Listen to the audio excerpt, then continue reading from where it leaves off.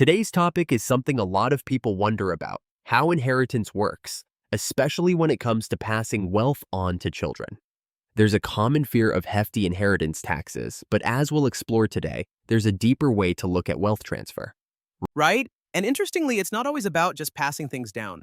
There's this idea that if you don't manage your inheritance properly, it ends up with the government or taxes. But if done right, it's possible to pass on wealth without those huge tax burdens. That's a key point. It's all about how you use the inheritance yourself. If you, as the inheritor, use what's been given to you wisely, you can avoid paying those high taxes. But if you don't use it correctly, the state will manage it, and taxes come into play. It's a kind of system where the government takes over when you fail to use your wealth properly.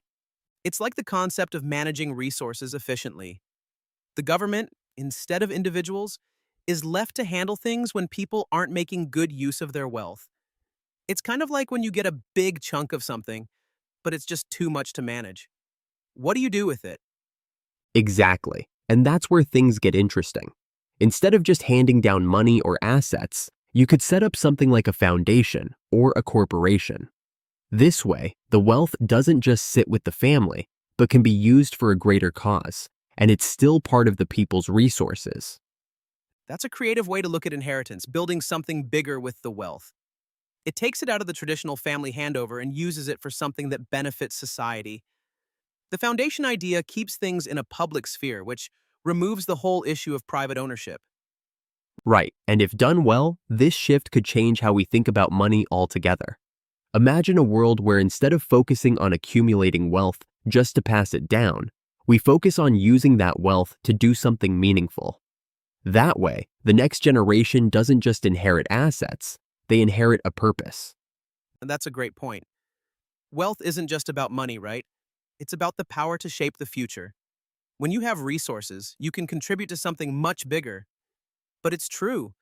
People's desire for more, no matter how much they have, doesn't stop until they reach a certain point. After that, there's no longer any hunger for it.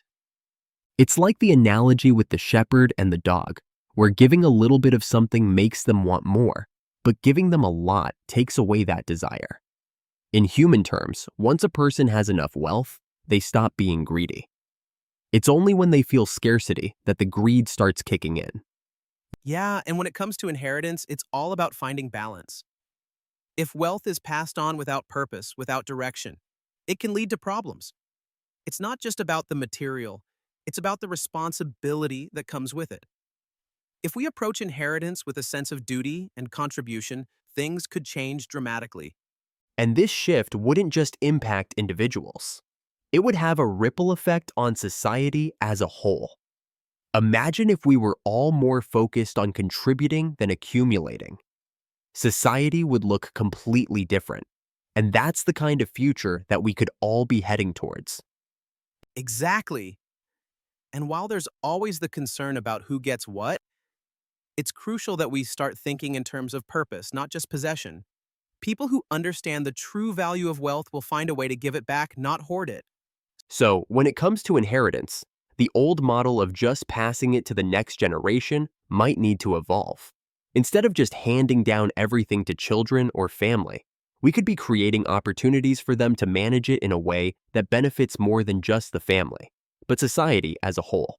Absolutely. It's about encouraging the next generation to not just inherit wealth, but to carry forward a legacy of purpose.